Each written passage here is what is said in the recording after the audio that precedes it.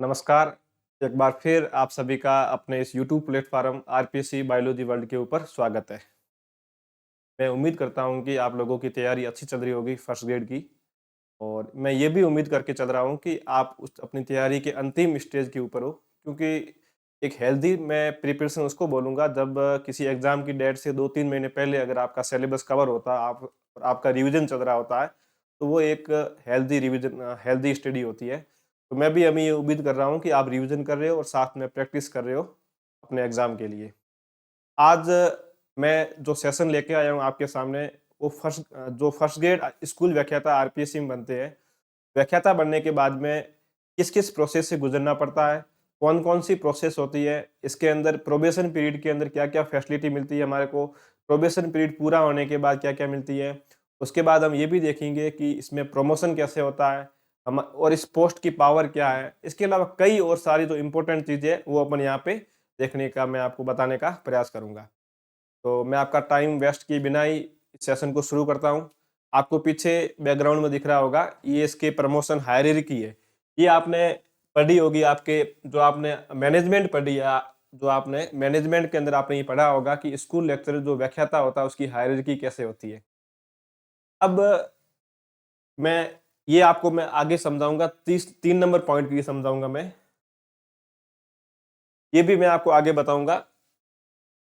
अब मैं यहाँ से शुरुआत करता हूँ। सबसे पहले आता है हमारा ड्यूरिंग प्रोबेशन कि प्रोबेशन पीरियड के अंदर हमें किस प्रकार की सैलरी मिलती है, हमारा बेसिक पे क्या होता है, मतलब हमारा ग्रेड पे क्या है, लेवल क्या होता है इस प्रोबेशन पीरियड स्कूल व्याख्याता का, टोटल सैलरी कितनी मिलती है, ये सब हम इसके अंदर देखने का प्रयास करेंगे यहाँ पर।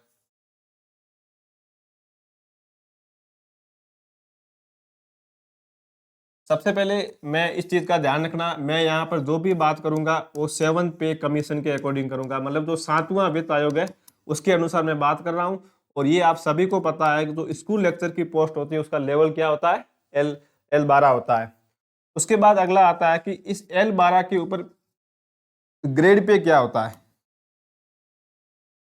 एल 12 के ऊपर ग्रेड पे क्या होता है। तो जो एल 12 का जो स्कूल व्याख्याता का जो ग्रेड पे होता है, प्रोबेशन पीरियड के अंदर जो होता है वो आपकी 4600 रुपये होता है। कितना होता है, शायद 4600 मैं भूल रहा हूँ,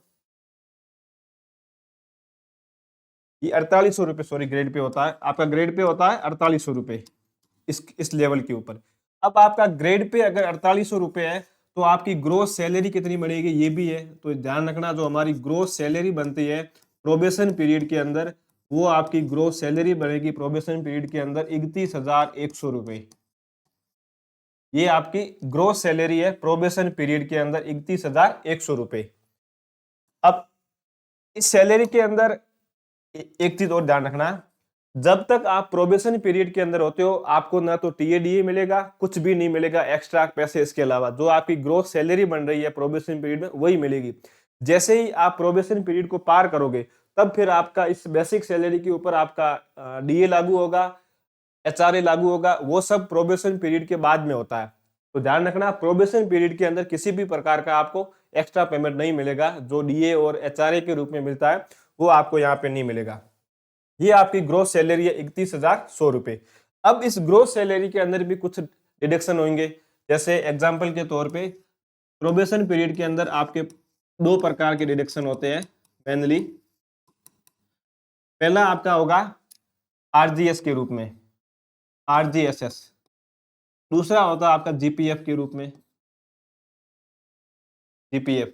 अब जो आरजीएस के रूप में होगा, जो अभी हो रहा है वर्तमान में, वो हो रहा है आपके 658 रुपए। कुछ के 750 है, कहीं कहीं कहीं 658 है, और ये क्या चेंज होता रहता है।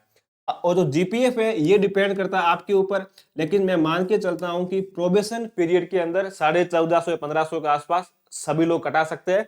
तो ये तो मतलब खुद पे डिपेंड करता है कि आप जीपीएफ के रूप में कितने ऐड कर रहे हो। इतने पैसे तो आपकी सैलरी में से कटेंगे, इसके साथ में इतने के इतने गवर्नमेंट के द्वारा ऐड किए जाएंगे, गवर्नमेंट आपके ऐड करेगी इतने के इतने पैसे। ये पैसे आपको मिलेंगे जब आप सेवानिवृत्त होंगे, जब आपकी जॉब पूरी होगी, तब आपको जो लास्ट में जो पैसे मिलते हैं 1450 रुपए आपने ऐड किए प्रोबेशन पीरियड के अंदर, और 1450 रुपए गवर्नमेंट ऐड करेगी आपके अकाउंट के अंदर।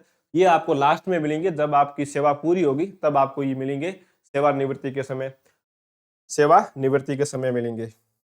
अब ये 1450 रुपये 658, अगर मैं इन दोनों की टोटलिंग करूंगा तो ये आपके हो जाएंगे 2108 रुपये, 2108 रुपये हो गए। तो आरजीएस के रूप में और जीपीएफ के रूप में ये जो 31,100 रुपये है उसके अंदर से आपने 2108 रुपये आपने जब निकाले, तब आपकी जो नेट सैलरी बनेगी, मतलब जो अकाउंट में आपके पैसे आएंगे, आपके अकाउंट के अंदर जो पैसे आएंगे वो ये आएंगे, नेट सैलरी। ये आपके लगभग मैं मान के चल रहा हूं 28,892 के आसपास, 28,892। अब एक चीज आप और ध्यान रखना, यहाँ पर ये ऊपर नीचे आंकड़ा हो सकता है, किसी के 26,000 होगा, किसी के 27,000 होगा। ये डिपेंड करेगा कि आपने जीपीएफ के अंदर आपने कितने पैसे दिए, आपके जीपीएस के अंदर कितने पैसे कटे हैं, तो ये डिपेंड इसके ऊपर करेगा, ठीक है ना। ये चीज आपको समझ में आ गई होगी। अब अगला पॉइंट इसमें आता है कि सर प्रोबेशन पीरियड के अंदर सीएल और ये कितने मिलती है, तो मैं बता देता हूं आपको। प्रोबेशन पीरियड के अंदर सीएल, दूसरा होता है पीएल, एक होती है मेडिकल लीव होती है, मेडिकल लीव। तो प्रोबेशन पीरियड के अंदर आपको पीएल मिलेगी 0, मेडिकल मिलेगा 0, केवल आपको सीएल मिलती है जिसकी संख्या होती है आपकी 15। कितनी होती है? 15। और एक चीज और ध्यान रखनी, इसकी जो ड्यूरिंग होता है ये 1 जुलाई टू 30 जून तक, ये इसका टाइम पीरियड है। अगर इस टाइम पीरियड के अंदर अगर आपने सीएल को यूज नहीं लिया पूरे साल के अंदर, तो 30 जून आते ही आपकी ये जो सीएल है ऑटोमेटिक खत्म हो जाएगी, ये लैप्स हो जाएगी, ये अगले साल के अंदर ऐड नहीं होगी। भाई कि आपने एक साल में सीएल नहीं लिए तो फिर मैं क्या अगले साल सीएल ऐड लूंगा तो 15 और 15 मेरी 30 हो जाएगी। लेकिन ध्यान रखना सीएल कभी ऐसी नहीं होती है। जैसे ही आपका टाइम पीरियड पूरा होगा एक साल का, 1 जुलाई से लगाकर 30 जून तक, तो उसके बाद आपकी सीएल जो है वो ऑटोमेटिक पूरी हो जाएगी। ये आपके होता है प्रोबेशन पीरियड का। क्या था? ये आपके था प्रोबेशन पीरियड के बारे में इंफॉर्मेशन थी। अब ये तो मैंने आपको पूरा हैंड रिटन करके बता दिया। अब मैं आपको इसकी मैं रसीद बताता हूँ। ये मेरे फ्रेंड है, उनकी मैंने वहां से रिसिप्ट ली है, तो उनके प्रोबेशन पीरियड के अंदर जो सैलरी आती है उसकी रिसिप्ट है पूरी ये। अब आप देखिए, तो ये देखो पे स्लिप है, और ये कब की है, तो इसके मंथ लिखा हुआ है जुलाई 2003। क्या मंथ लिखा हुआ है? जुलाई 2003, सॉरी जुलाई 2024 की है, मैं 3 कहां बोल रहा हूँ, जुलाई 2024 की है। कर्मचारी का नाम XYZ, ये उसकी जीपीएफ नंबर है, ये सब उसकी बैंक का नाम होगा। यहाँ पे ये देखो आप, ये नंबर 1 प्रोबेशन पीरियड के अंदर इसका बेसिक पे टोटल सैलरी कितनी आ रही है, आप देखिए टोटल सैलरी आ रही है 31,100 रुपए। ये इतनी सैलरी आ रही है जो बेसिक पे के रूप में इनकी आ रही है। अब देखो इधर सामने दिया हुआ है पद का नाम, तो आपको पद पता है, इस स्कूल लेक्चरर एजुकेशन डिपार्टमेंट के अंदर। फिर ये इनकी बैंक का अकाउंट है, ये इनकी पे स्लिप है, जो ये दिया हुआ है L12, ये इनका पे स्केल है L12 जो मैंने आपको लेवल बताया था। फिर उसके बाद ये इनके प्रोन नंबर, ये कितने दिन की है सैलरी, 31 दिन की सैलरी है। उसके बाद देखो आप बेसिक पे 31,100 रुपये मैंने आपको बताया था। फिर मैंने आपको यहाँ पे बताया था कि आरजीएस के रूप में ये निकाल रहे 658 रुपये, देखो। फिर बोनस जीपीएफ के रूप में ये निकाल रहे हैं 1450 रुपये। अब इन्होंने 1450 रुपये इन्होंने अपने अकाउंट से निकाले, मतलब गवर्नमेंट के खाते में ऐड किए, और गवर्नमेंट 1450 रुपये इनके खाते में ऐड करेगी। तो टोटल मतलब जितने पैसे आप निकालोगे जीपीएफ के रूप में, उतने के उतने पैसे गवर्नमेंट आपके अकाउंट के अंदर ऐड करेगी। फिर ये सब एक ही बात है, मैंने बता दिया। अब ये देखो टोटल डिडक्शन जो इनका हुआ है, कुल जो कटौती इनकी हुई है वो हुई है 2108 रुपए की हुई है। अब ये 2108 इसके अंदर से माइनस होंगे, लास्ट में जो इनकी सैलरी बनी है ये इनके अकाउंट के अंदर आई है 28,992 रुपए। मैं वापिस बता रहा हूं, ये डिपेंड करेगा कि आप जीपीएफ कितना कटा रहे हो। कुछ फ्रेंड ऐसे हैं जिनके जीपीएफ को 2-2, 3-3 हजार का कटा रहे हैं, तो उनको जब लास्ट में उनको फायदा होगा जब वो सेवानिवृत्त होंगे। तो ये आपको पूरी समझ में आ गई होगी। तो अभी जो मेरे फ्रेंड है उनके अकाउंट में आ रहे हैं, वो प्रोबेशन पीरियड चल रहा है उनका 2 साल का, तभी उनके अकाउंट के अंदर 28,992 रुपए उनके अकाउंट में आ रहे हैं।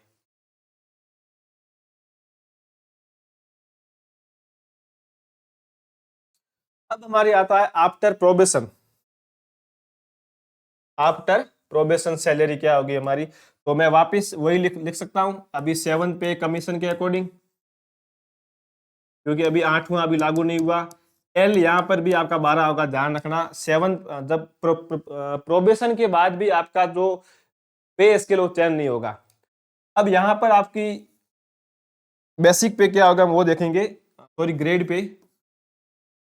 यहाँ आपका जो ग्रेड पे होगा वो आपका ग्रेड पे यहाँ पर हो जाएगा 44,300 रुपए। कितना हो जाएगा, 44,300 रुपए। अब इस ग्रेड पे के ऊपर या बेसिक पे के ऊपर आपका जो आपको क्या लगेगा, डीए आपका यहाँ पे लगेगा। अब देखो आप डीए यहाँ आ रहा है, डीए डीए के साथ में आएगा एचआरए। वर्तमान के अंदर जो डीए चल रहा है वो आई थिंक 53% चल रहा है, 53%। और जो एचआरए पहले 9% था, वर्तमान में इसको बढ़ा के कितना कर लिया है, 10% तक कर लिया है। अब जो ये 53% जो है वो 44,300 का होता है 23,479, 23,479। और इसका जो 10% होगा आपके वो होगा 4,430 रुपए। ये हो गया डीए और टीए आपका। अब एक बात और ध्यान रखना, ये किस पे लगते हैं, ये आपके बेसिक पे या ग्रेड पे के ऊपर लगते हैं, ऑन बेसिक पे।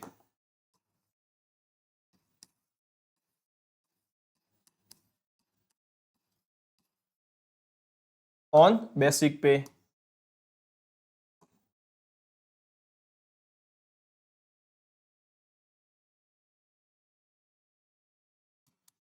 ऑन बेसिक पे। तो ये जो 53%, ये जो 10% जो डीए और एचआरए लग रहा है, ये आपकी इस बेसिक पे लगेगा। अब जो इसकी जो टोटल होगी वो आपकी होगी ग्रोस सैलरी। ये आपकी होगी ग्रोस सैलरी।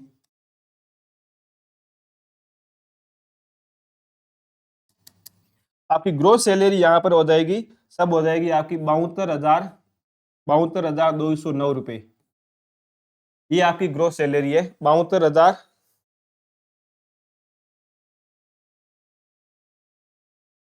72,209 रुपए। ये आपकी हो जाएगी ग्रोस सैलरी हो जाएगी। मतलब डीए और एचआरए प्रोबेशन के बाद ही लगेंगे, प्रोबेशन से पहले नहीं लगेंगे। अब जब आपकी ये सैलरी हो गई है, अब इसके अंदर से आपकी होगा डिडक्शन होगा। और अब आपकी कटौतियां होगी, इसके अंदर से क्या होगी, आपकी कटौतियां होगी। मैं मान रहा हूं इसके अंदर आपका एक तो कटौती के अंदर आपके क्या क्या होगा, एक तो आपका आरजीएस है, आरजीएस है प्लस जीपीएफ है। इसके अलावा आपके कुछ भी हो, जैसे एक एसआई करके होता है, शायद एसआईपी ऐसा मतलब, अगर आपने एलआईसी का कुछ बना रखा है तो वो भी आपके इसके अंदर से कटेंगे। तो मैं मान रहा हूं लगभग ये 10,000 तक होती है। लगभग कितनी है, लगभग ये 10,000 तक है। ये सब कट कटा के आपके अकाउंट के अंदर जो नेट सैलरी आएगी,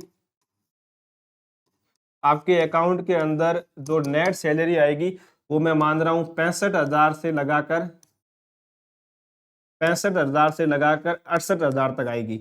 अगर ये सब कट कटा के आपके अकाउंट के अंदर सैलरी इतनी आएगी 65,000 से लगाकर 68,000 तक। अब ये भी आपको ध्यान रखना, प्रोबेशन पीरियड के बाद में अच्छी खासी सैलरी है फर्स्ट ग्रेड के अंदर, बाकी कहीं सैलरी नहीं मिलती थी। आप भले किसी कॉलेज में पढ़ा लेना, वहाँ प्राइवेट कॉलेज के अंदर, प्राइवेट स्कूल के अंदर इतनी सैलरी आपको कहीं नहीं दी जाती है। तो बहुत अच्छी पोस्ट है, इसके लिए अच्छे से तैयारी करो।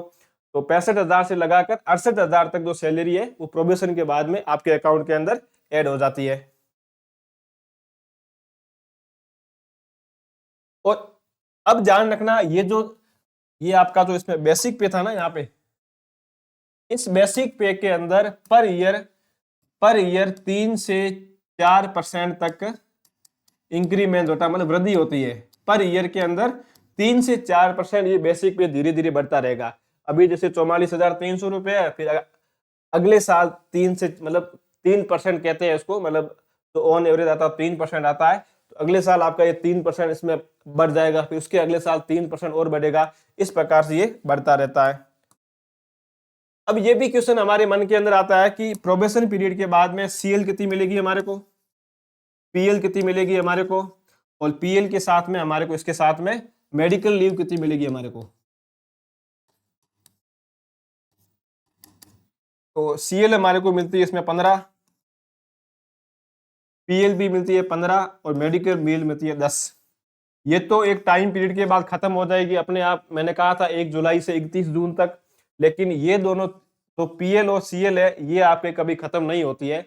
अगर आपने एक साल के अंदर 15 सीएल नहीं लिए तो फिर आप उसके अगले साल के अंदर आपकी ऐड हो जाएगी, मतलब ये लैप्स नहीं होती है। पीएल और ये जो मेडिकल होती है ये आपके इसके अंदर लैप्स नहीं होती है। तो ये आपके था प्रोबेशन पीरियड के बाद का सैलरी कितनी होती है और ग्रेड पे क्या है, कितनी आपको सीएल मिलेगी, ये सब इसके अंदर मैंने आपको बताया है। ये सब प्रोबेशन पीरियड के बाद के बारे में है। अब हम आगे देखेंगे, हमारा तीसरा पॉइंट आता है प्रमोशन प्रोसेस। तो इसके लिए आप सीधे, मैंने आपके लिए अलग से मैं लेके आया हूं पूरा ये चार्ट, इस पे आ जाओ आपसे डायरेक्ट। अब मैं इसको छोटा कर रहा हूं, प्रमोशन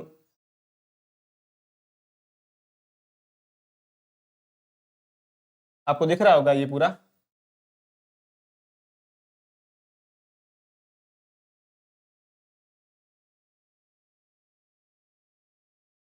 अब ठीक है,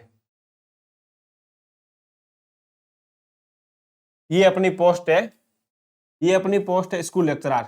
इसका ग्रेड पे होता है, लेवल होता है 12। 12 के ऊपर इसका जो बेसिक पे होता है वो आपके होता है 4800 रुपए। ठीक है, अब वर्तमान के अंदर इस पोस्ट को हटा दिया गया है।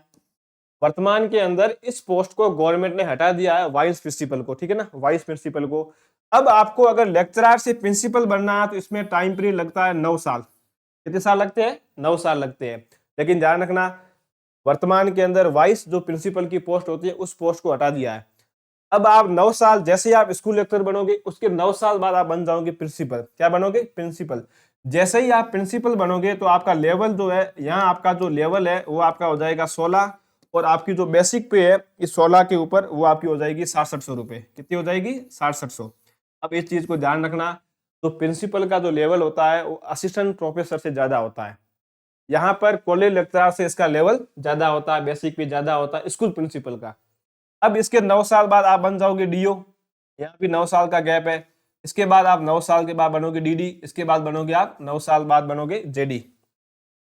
अब हम लोगों ने कभी सुना है कि हमारे को कहा जाता है कि जितने आप कम एज के अंदर जॉब लगोगे, अगर कोई स्टूडेंट 21 साल की एज में जॉब लगता है, कम एज के अंदर स्कूल लेक्चरर बनता है, तो वो ठेठ यहाँ तक आ सकता है, डीडी तक।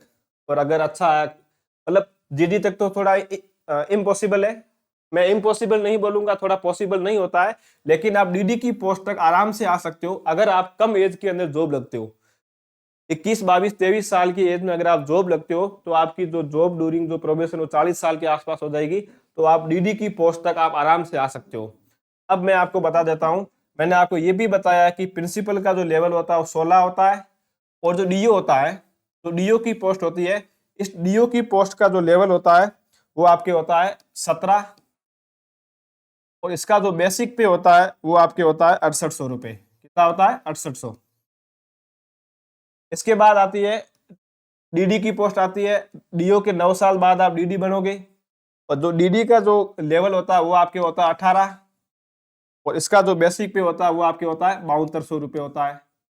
और उसके बाद आती है JD, joint director of education department के अंदर सबसे ऊंची पोस्ट है। इसका जो लेवल होगा वो आपके होगा 19, इसका जो बेसिक पे होता है वो होता है आपकी 7600 रुपये, 7600 रुपये। तो ये सब चीजें इस प्रकार से इसमें प्रमोशन होता है। अब मैं आपको एक चीज बता रहा हूँ, इंटरेस्टिंग चीज बता रहा हूँ, आपने कभी इसके बारे में नहीं पढ़ा होगा। जो डीडी होता है ना, इसका लेवल पे होता है L18, और उसका बेसिक पे कितना है? 7200 रुपये। अब आप देखिए, आपने एक बीकानेर के अंदर एक स्पोर्ट्स स्कूल है जिसका नाम है शार्दुल स्पोर्ट्स स्कूल। क्या नाम है? Shardul, Shardul sports school, Shardul sports school. जो शार्दुल स्कूल है आपके बीकानेर के अंदर है, इस स्कूल का जो प्रिंसिपल होता है, इस स्कूल का जो प्रिंसिपल है वो प्रिंसिपल इसके बराबर सैलरी उठाता है, डीओ की, डीडी के बराबर। मतलब जो पोस्ट एजुकेशन डिपार्टमेंट के अंदर डीडी की है वही पोस्ट उसी लेवल का, उसी सैलरी, उसी लेवल के ऊपर, उसी ग्रेड पे के ऊपर जो शार्दुल स्कूल का प्रिंसिपल होता है उसके बराबर होती है। केवल एक राजस्थान के अंदर जो शार्दुल स्कूल है वहां पर ये रूल लागू है। बाकी यहाँ के प्रिंसिपल का लेवल L16 है, यहाँ वाले का 19 है। रात दिन का डिफरेंट आ रहा है दोनों के बीच में। तो कभी अगर प्रिंसिपल बनो तो भगवान करे आप भी साधु स्कूल के प्रिंसिपल बनो, तो वहां की पोस्ट का जो पावर है वो डीडी के बराबर होता है, डिप्टी डायरेक्टर ऑफ एजुकेशन।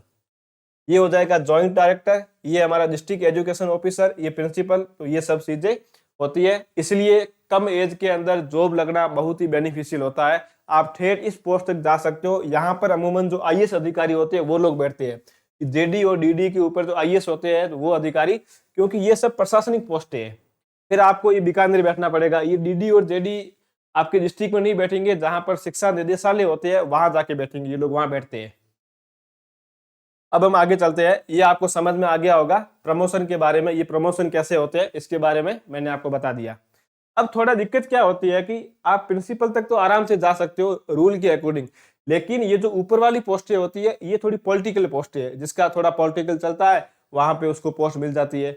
ये पोस्टें पॉलिटिकल पोस्टें होती है, लेकिन डेफिनेटली आप अगर कम एज के अंदर स्कूल लेक्चर बनते हो तो आप आराम से यहाँ तक आ सकते हो। इस चीज का ध्यान रखना।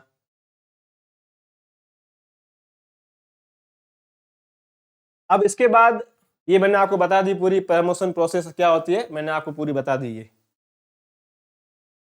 अब इसके बाद है पावर ऑफ पोस्ट।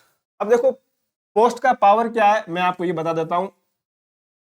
एक, अगर आप स्कूल व्याख्याता बनते हो तो आप गजेटियर ऑफिसर की श्रेणी में आते हो, आप प्रथम श्रेणी के हो। आप सिग्नेचर करके आपका सिग्नेचर चलना चालू हो जाएगा। नंबर एक, आप गजेटियर ऑफिसर बन जाओगे।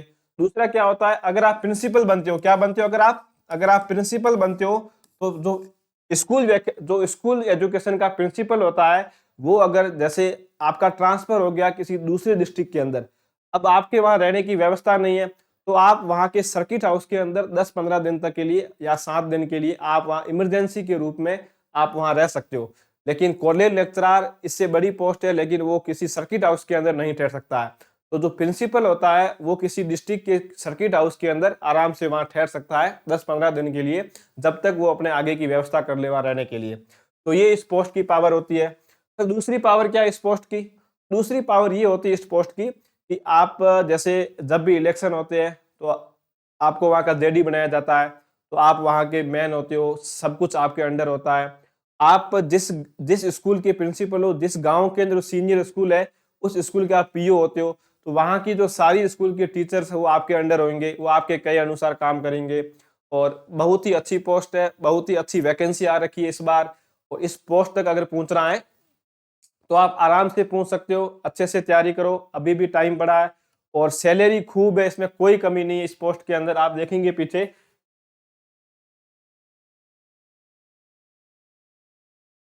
तो इसमें सैलरी खूब है, मतलब ये ड्यूरिंग प्रोबेशन पीरियड की सैलरी बता रखी है यहाँ पर। ये मैंने प्रोबेशन पीरियड की सैलरी बताई है। और बहुत ही अच्छी पोस्ट है।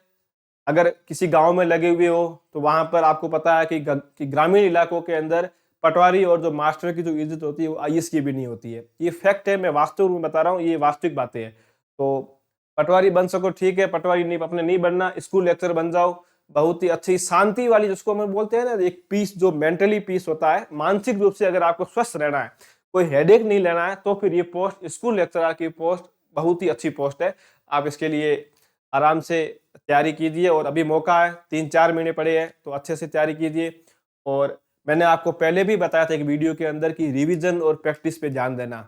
अगर कोई स्टूडेंट रिवीजन और प्रैक्टिस पे ध्यान नहीं दे रहा, केवल नोट्स को एकत्रित कर रहा और नोट्स ही पढ़े जा रहा है, वही या एक से अधिक बुक को पढ़ रहा है, तो फिर कोई फायदा नहीं होना आपको। फायदा क्यों नहीं होना? आपका नॉलेज बढ़ जाएगा, लेकिन आप उस नॉलेज को एग्जाम हॉल के अंदर अप्लाई नहीं कर पाओगे। इसलिए मैं वापस बोल रहा हूँ, रिवीजन और प्रैक्टिस पे ध्यान देना। जो भी आपके पास मैटर है उस मैटर के ऊपर विश्वास करना, तो डेफिनेटली आप इस एग्जाम को क्रैक करोगे। और एक दिन ये जो स्लिप अभी दिख रही है मेरे फ्रेंड की है, ये स्लिप एक दिन आपके अकाउंट में, आपकी एसएसओ आईडी के ऊपर आएगी। तो इस एक स्लिप को लेने के लिए आपको मेहनत करनी पड़ेगी, और मेहनत करते रहिए। और वो कहते हैं ना कि माँ सरस्वती कभी अपना ऋण अपने ऊपर नहीं रखती है, तो आपका भी नहीं रखेगी, वो आपको भी लौटाएगी। और जब ऊपर वाला देता है तो छप्पड़ फाड़ के देता है। बस मेहनत करते रहिए, कर्म कीजिए, लेकिन कर्म से अपने फल की इच्छा मत करो, वो अपने आप मिलेगा। अगर आप उस फल के योग्य हो तो वो फल मिल जाएगा, अगर योग्य नहीं है तो फिर आगे और देखेंगे जो भी होगा। तो अब अपनी तैयारी कीजिए। इस सेशन को अपन यहाँ पर भी एंड करते हैं। आगे मैं लेके आऊंगा आपके जो हमारी जो टेक्सोनॉमी चल रही है, उस टेक्सोनॉमी की सीरीज को हम आगे उसको हम कंटिन्यू करेंगे आगे टैक्सोनॉमी को। Thank you.